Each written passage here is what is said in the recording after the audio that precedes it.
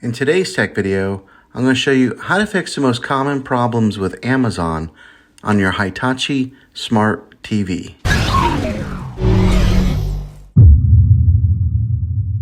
There are a lot of potential reasons why you might be experiencing trouble with your Amazon Prime Video app. Let's see if we can fix your problems and get your Amazon Prime app back up and running as quickly as possible.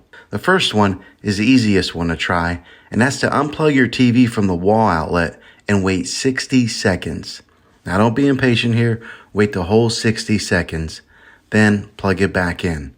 This is very different from turning your TV on and off with your remote control.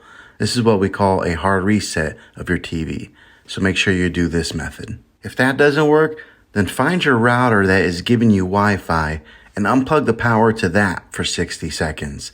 Then plug it back in. If it fixes it, then great. If not, let's go ahead and go on to the next method. Try deleting the Amazon Prime Video app on your TV. Go to wherever the apps are located on your system and remove the app altogether. Then reinstall the Amazon app again.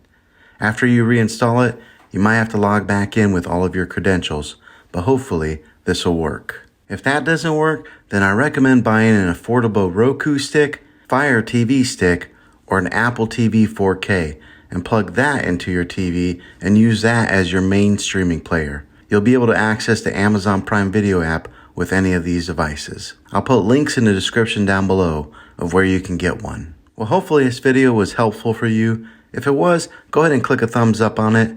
Go ahead and hit subscribe to my channel. I make tech videos all the time, and I would love to have you back at the next one. Take care.